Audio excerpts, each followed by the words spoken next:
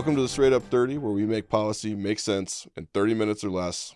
I'm your host, Ross Izard, and today we're going to talk about the importance of how communities get involved in government, and specifically in local government. And to do that, our guest is Derek Okubo. He is here to talk about a really long and pretty storied career with the city of Denver, working with the Japanese American community and communities all across the city on what they need, how they can be more involved in their local government, and just generally how they interface with the crazy thing that we consider American democracy. So Derek, thanks for joining us. Absolutely. Thanks for having me. I wonder if you could start by just giving us some background about your work with Mayor Hancock and the city of Denver. Sure. I was an appointee of Mayor Hancock, and so I joined him on day one in July of 2011. I stayed with him for 3 terms and left in July of 2023. All 3 of those terms, I served as the executive director of the Agency for Human Rights and Community Partnerships. And that agency is really a fascinating agency. It was founded in 1947 by Mayor Quig Newton after he defeated Ben Stapleton for mayor. Ben Stapleton's legacy as far as his association with the Klan and then also appointing a number of Klan members to his administration. Quig Newton was he was ahead of his time. Not only was he the youngest mayor in Denver's history at age 35, but he also brought in a very progressive platform. One of the first things he did is he formed the Committee on Human Relations, which did a study on race relations here in Denver in 1947. I mean, way ahead of its time. Yeah, that's right. And so he did this extensive report. The committee did this extensive report, which I still have a copy of, and it was very, very. How can I say? It's very graphically described the racial discrimination that was very prominent in Denver at that time, across all systems and government and education and real estate and banking and health Everything, and everything. Right? Yeah. So I think that's important for people to hear. So I think a lot of folks just figure that like city government is city government and it's just a monolithic thing and you go here for this and here for this and it just, there's not much going. It's all just one big unit, right? Mm-hmm. And that's actually not the case. City governments have all these various divisions and agencies and people who are divvied up into handling traffic and roads and whatever else. And they also have sometimes agencies like the one that you're describing, which are really focused on human rights and community partnerships. Mm-hmm. But not every city has that. And so you said something important there, which is that Denver was very progressive on this and ahead of its time. Mm-hmm. And the fact that Denver had this as a intentional piece of city government for as long as they have is a really big deal. It is. And not only that, but, we had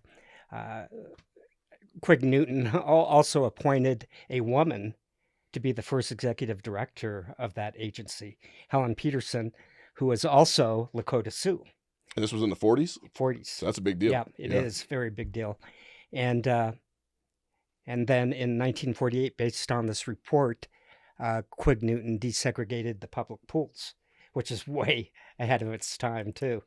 But it was a way to... It evolved over the years and really became very much a agency that was the most connected with community. And the 10 advisory commissions that advised the mayor and I on what the community felt needed to happen was also housed in that agency, as well as 8 different offices as well.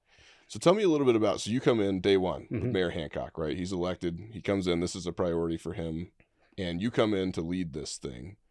Talk to me about what you did. What was the day-to-day? What were your strategic initiatives? How did this play out? Well, we had, at that time, we were an underutilized, undervalued agency. We had 9 staff when I first came in. But community has always been a real priority of Mayor Hancock's, and so he wanted to make it that agency a priority. By the time I left, we had 55 staff members. 55. Yeah, Wow. so we grew quite Okay. a bit, and we had a lot of responsibility. There are eight, like I said, there are 8 offices, so which included uh, disability rights, sign language services. We had the immigrant and refugee affairs. We had the at the time it was called the what was it? Strategic Partnerships Office, which worked with our nonprofit communities. We had an office on aging, the anti-discrimination office, offices like that were very community focused.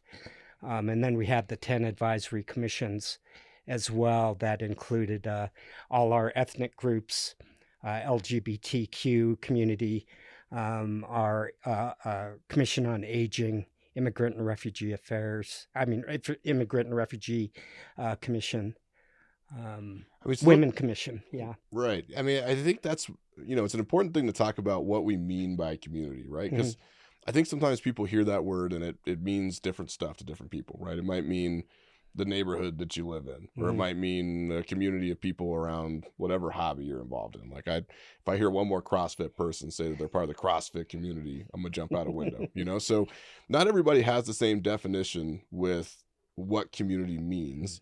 And I think it's interesting how widely varied your work was. I mean, you just listed off a whole bunch of them, right? But then you have all these sort of pockets and communities all across the city.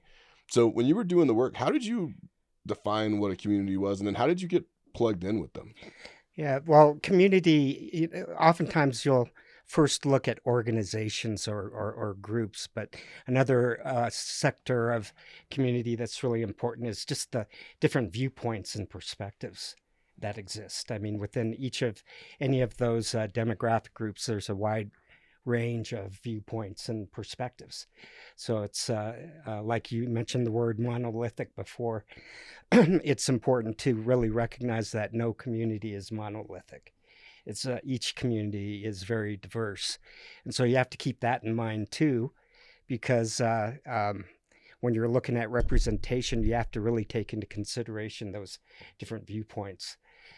Because I remember back in my younger days when they needed an Asian representative on a committee, I'd get asked to serve, and I'd say, well, I can give you a 4th generation Japanese American perspective, but not a 1st generation Vietnamese or Cambodian or Lao or Chinese or Filipino. That it's just very, very diverse. And that's important, right? Especially today, because I think that there is a sense of our buckets are too big, right? We take, as you just said, it's like here the Asian community and the African American community and the Latino community. But there are huge diversities in there, both as far as other groups and viewpoints and as far as individuals go. Yep. So let me ask you the world's most basic question, right? Which is when you say that it's important to get all these voices into the room and make sure that they're heard, why? What's the value of that? Yeah, well, too often, especially with government and with leadership, we do to rather and do for rather than do with.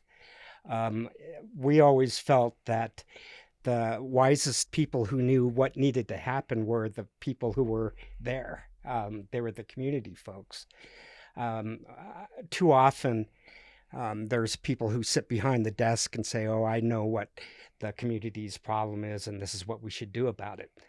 And when in reality is that when you get into the community and talk to people, they could be totally wrong, as far as what the problem definition and probably were is. wrong most of the time, I would imagine, right? When you take that approach, as far as that I know best, I'd say that's a very common issue that comes up is that they're wrong about even what the problem is. And if you're wrong about what the problem is and the variables and the situation, then the solutions that you're going to come up with are going to be wrong too. So it's very important to have that engagement. And also, government can't do it alone. I mean, in order for them to be effective on complex issues, you need those partnerships with the community in order to address it effectively. Yeah, so let's say back when you're working with the agency here and you are going to go plug in with the community to better understand Hmm. their problems and how to solve them. Walk me through that. Is there an example of that? Help me understand how you went about doing that. How did you Hmm. help these folks? Well, I think well, for instance, like one of the I'll use a project that we did, Denver Days. For instance, it was when the mayor was out campaigning. He heard from one of his constituents at a house meeting that, for the first, she had lived on that block for 50 years. For the first time ever, she didn't know anyone on the block because, everybody, everything had changed as far as her neighbors, and she didn't feel safe. And so the mayor wanted to do something where neighbors got to know neighbors to build relationships and help each other out, whether it was yard work or fixing the gutter or some of the older folks shoveling their walks, things like that. So um, in order to do that, we could have just said, "Oh, we're going to just have these block parties, and we're going to just do this or that." Instead, what we did is we convened a bunch of the neighborhoods. I had along with nonprofits, I had some churches there, but I had a committee of about 35 folks from all around the city. And the one thing I told them what the situation was as far as neighbors getting to know neighbors, help us design what this would look like. And Denver Days came up from them. I mean, it was where they said, each one of our neighborhoods, each one of our blocks, even, is unique. Let us determine what the best activities would be, but help us with the process, whether it's because at that time, too, I think in order to just have a block party, you had to have four different permits from four different departments. And it was actually a disincentive because Elsa had to buy insurance. And so we had to change internally that whole process and make it simpler and easy so that the neighborhoods could do what they felt was best, whether it's service projects or fairs or festivals or block parties. So, but they were the ones, they said, trust us. At one time, I remember during one meeting, one of the comms folks came and said, "Oh, the themes should be this and this and this on each day," and they were like, "No, no, that's you're well, trust us. We know what would be best for our own community as far as that approach." And so they designed it in a way in which it was so different all throughout the community. We had 250 some different events all throughout Denver that they were the ones that put together. And we made the process easier. Um, another one was with COVID, during COVID vaccinations. Hmm. The issue with that, especially in the Asian and Latino communities, the vaccination rates were really low because just the trust wasn't there. And so we knew that as government, they didn't trust us. But who did they trust? They trusted the churches, they trusted the nonprofits that served them. And so we partnered with those folks and let them design activities to bring people in to send the messaging out. When they heard the messages from their own folks that they trusted, they were more likely to, get vaccinated. They had activities where we had the vaccination bans there. We're able to get the numbers up significantly because of the partnership with our nonprofits and our churches. They were the ones who came up with those ideas as far as how to do it. Yeah, and it's interesting because what you said there about both projects, right? Hmm. It's sort of this external networking and partnership and then internal alignment, right? And so you're going through and you're connecting them with nonprofits or businesses or Hmm. churches, or maybe they're already connected with those folks and you're just working through them, whatever it Hmm. happens to be.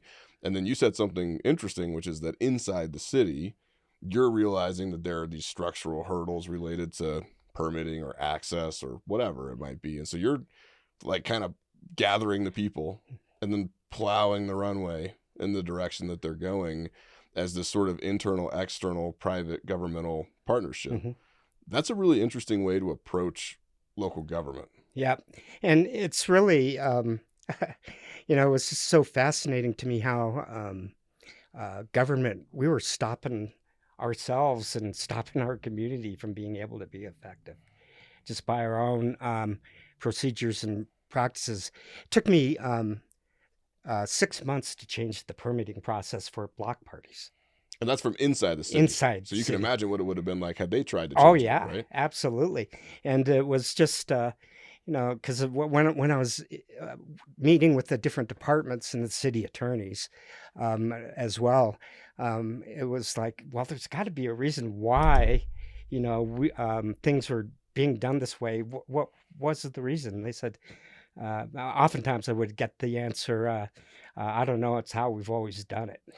And It's the most anytime, famous answer in all oh of yeah, government, right? It's just and anytime I heard that, it was like note taken, area for change, and so it was just changing the mindset of internally, and then the rationale as far as we're here to serve our public. I mean, that's our job, and we've got to make it easier, for them to be able to access and to do the activities that will build community. And once we were able to get through those hurdles, things moved along so much smoother. and that's kind of a fundamental, I guess, idea or philosophy that you laid out there, right? Which is that government should exist to facilitate what the people need, right? Which sounds basic, right? It doesn't matter if you're a Democrat or Republican. Like that's the most basic American tenet, which is that we would like the government to serve the people. But sometimes it doesn't, right? And sometimes it forgets that it's supposed to do that. And so being able to go through and plug in these communities and then have them be able to access an advocate or a liaison like yourself to help them navigate it, because it's complicated. Oh yeah, absolutely. And oftentimes, I mean, even for a staffer, when I first came in, it was hard to navigate internally. And it struck me that, shoot, I'm one of the staff members. If it's hard for me, it's got to be 100 times harder for the community. So it's just trying to make it as user friendly as possible, and implanting in the staff that your job is to be a public servant. You're here to serve the public, and not to make your job easier. It's to serve the public and make sure that we are there what we're supposed to be doing. Yeah, that's exactly right. And that's not a partisan concept, right? It's something that I think we can all get behind and all agree with. It's Absolutely. just that not everybody's doing the work. So, Derek, you have the same mental illness that I do, right? Which is that you did this for 12 years, right? And then the administration changes. You have other stuff to do. You went out, you consulted for a while. And I'd love for you to talk about that, but you've never been able to fully leave this thing, right? Once you're in it and making a difference, it's tough to walk away from. So you're still involved now. Yeah, it's still involved with the community. I'm on 6 boards. That's a lot of boards. Which is, and I'm lucky that some of them are only meet quarterly, although we have things that go on year round. But yeah, community is something that I think it's just a part of my DNA.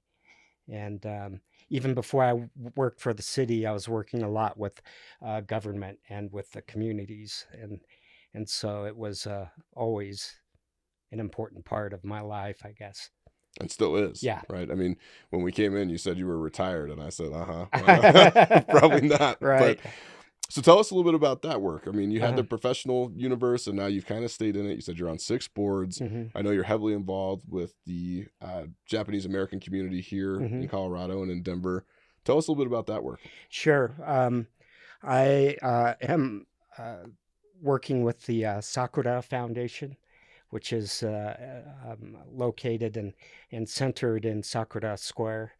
Our what's left, that's our community block of our old Japanese town, Japan town that we used to have. We used to have a pretty large one here in Denver, and then that's the last remaining vestige of that community Japantown. I'm also with the Japan America Society, which builds bridges between Colorado and Japan through business, education, government, culture. And JASC, Japan American Uh-huh. Society, JASC, Mhm. is a pretty big organization, right? I mean, you got Yeah, some reach. yeah, it's got a lot of reach. It's a small but mighty. I mean, very mighty organizations and incredible staff, incredible board that really work hard on building those bridges. And then the one that I'm really tied into for a number of years, because my dad helped start it, was the Amache Alliance, which is focused on the historic preservation of the Amache incarceration camp. That my dad's 3 generations of my family on my dad's side were imprisoned there during World War II. Wow. Yeah, and I think a lot of people don't know that that happened in Colorado. So maybe you could talk a little because there's been not only is the history important, Mm-hmm. but also there's been a major effort around preserving the history and making sure that that stays intact for future generations to learn about. Oh, exactly. Well, it was, after uh, uh, there was a lot of things that happened even before Pearl Harbor occurred in December of 1941. But Japanese Americans had moved to the West Coast, started to become successful. A lot of prejudice and anger toward their success was starting to build and build and build. Pearl Harbor happened, which really gave uh, uh, uh, an excuse for a lot of that prejudice and anger to target Japanese Americans and view them as a threat because they looked like the enemy. And so my family was, they lost their family store, their house.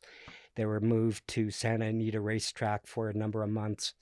And then they were trained out to Grenada, Colorado, where the camp was built.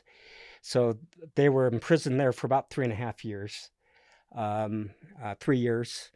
They uh, at that time, Amache was the 10th largest city in Colorado. It had Wow. about 7,500 prisoners there. There were 10,000 that went through there over the course of those 3 years.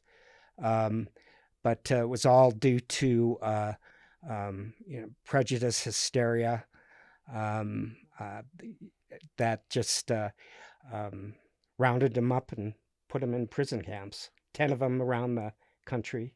And this was, I mean, and these are American Mm. citizens. I mean, it's not like these are Japanese. I mean, I understand that it wasn't 100% American, but these are Americans with businesses, with Mm-hmm. homes, with lives, with families here who were rounded up and put into these camps, which people, I mean, people have heard of internment camps, but I don't know that they know that there was a really large internment camp here.